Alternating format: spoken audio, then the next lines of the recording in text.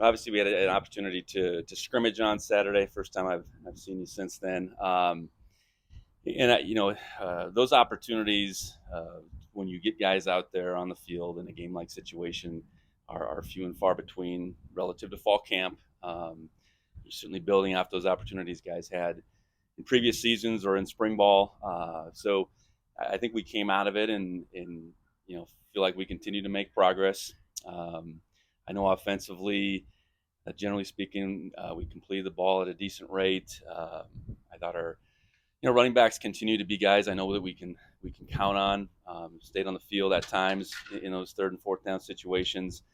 Then you flip it around to defense. I know we got good pressure on the quarterback, and I think that's something we're definitely going to need to count on out of that front group in particular.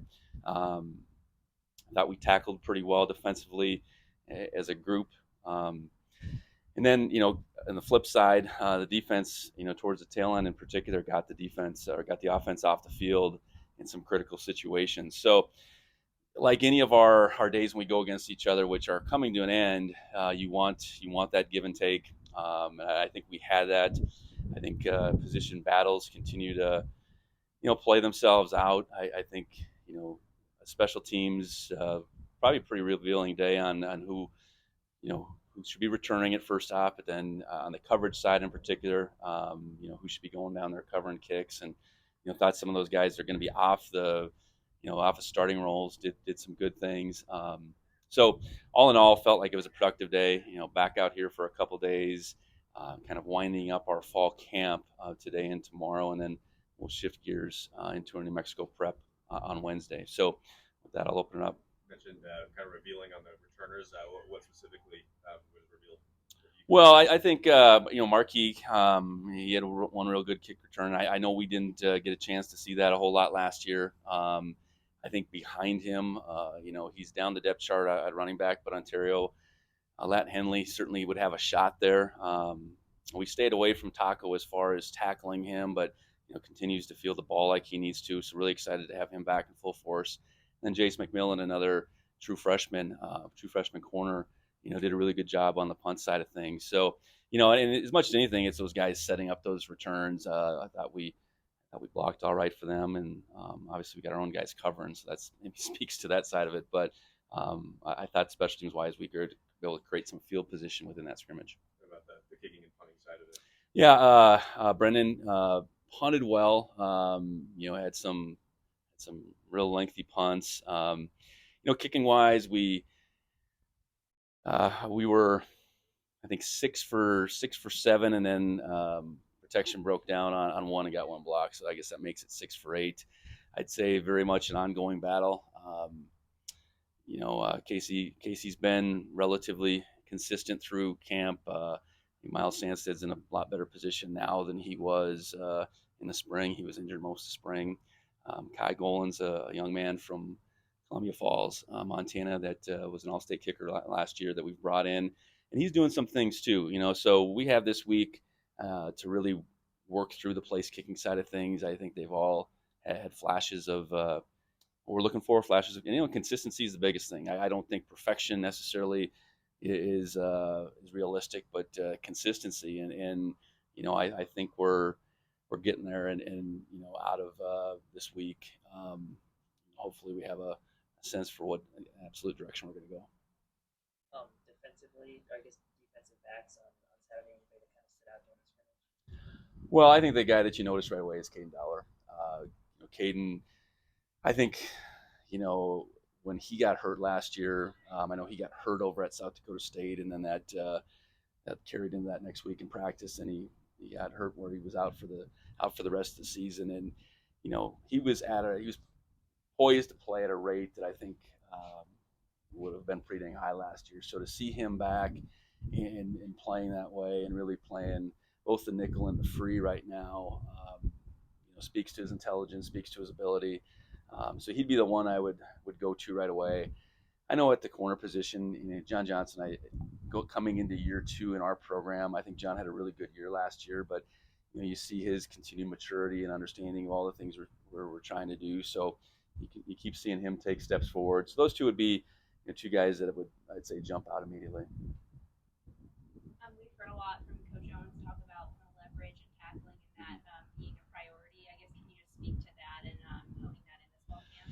Yeah, we don't tackle a lot, but we are always trying to play with leverage. We're always trying to play with our understanding of angles and taking the right angles, because so much about tackling is being in the right place, and we can practice that every day in some fashion without taking guys to the ground. And so we have harped on that day in, day out, and I do think our guys are taking that to heart, are playing with the proper leverage, pad level, angles. In the back end, if you're back there, what you want to do is limit the space that the offensive guy has to run in, and I think our guys are for the most part making it harder for those ball carriers, pass catchers. So pleased with that, and I think we have enough depth back there that ultimately, I think the ability to play a bunch of guys is still hanging in the balance, and ultimately we need to get the most consistent guys out there that can cover and can bring the ball to the ground on a consistent basis.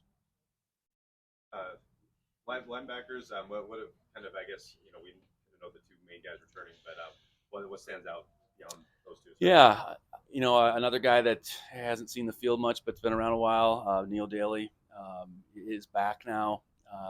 Neil got hurt in the Gold Rush game last year. That carried over into spring ball, but really feel good about the scrimmage Neil had. I think Bryce Greaby's continued to emerge as a guy that's on the cusp of being a guy that we can count on. Cole Bullock, year two, maybe a little bit different than John Johnson, but a little deeper as far as that position to understand all the ins and outs. I think Cole's taken another step forward. So, among that group, how we're gonna rotate. Are we going to play three? Are we going to play four? That's probably a work in progress. I know Danny and McCade ultimately need to be the guys out there that can take their game to another level. And I think they've both shown that they're capable of that. But feel like those three guys, Daly, Greeby, and Bullock. I think taking a step forward these 2 weeks. Anything specific with Danny and McCade that you've seen progress-wise?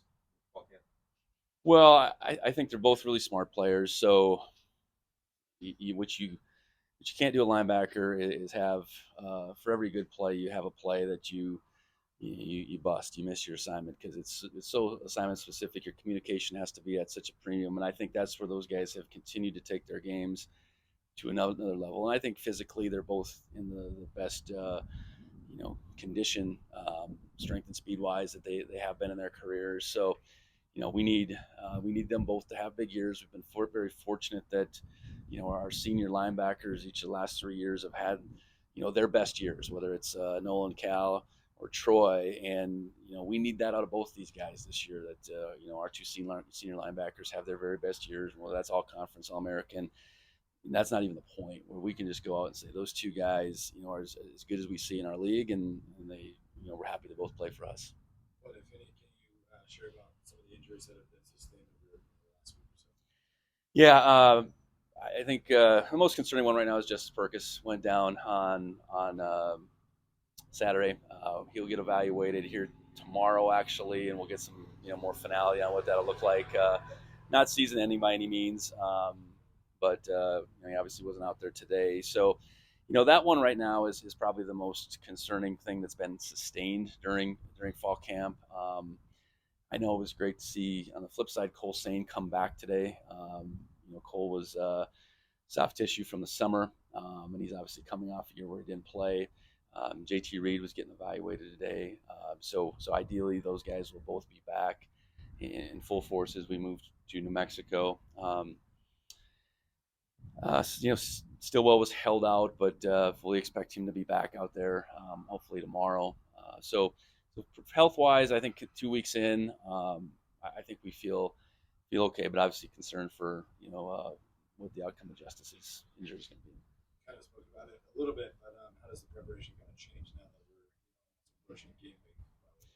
Well, a little bit of scout work, meaning you get those guys that are going to be on the scout team integrated to some degree today. But we still went good on good for a good portion of today.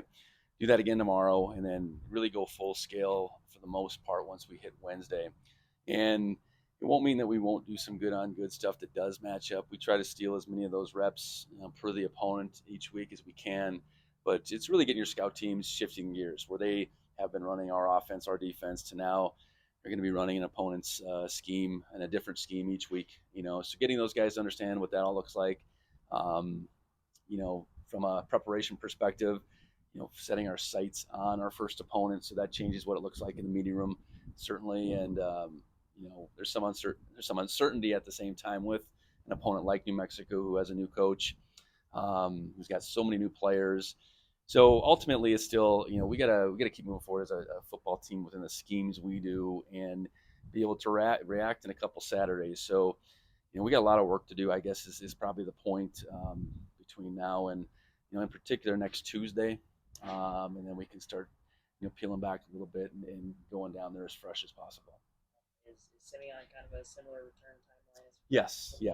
Yeah, that's right. That was the beginning of last week. So we expect he'll be back this week too. Brendan, Thomas Buchanan, can you just speak to him? Yeah, Thomas was a young man from Red Lodge that that was on our radar last year. I think had a really good senior year, both football and basketball. We see as a big athletic type. Initially, he was going to be one of those guys that might have to join us at the beginning of school. With the departure of Davion Superalis, we were able to provide an opportunity for Thomas, and I know he's really excited to come over, and we're excited to have him. And just that kind of backup spot, the spots behind Tommy on the depth chart. How's that competition? Just that spot look right now? I think it's still very much a competition, but I thought both guys, in particular, talking Jordan Reed and Chance Wilson, went out there and competed well on Saturday. Live bullets looked a little bit different for them, I think, than it did back in the spring. I think the game is slowing down for both of them.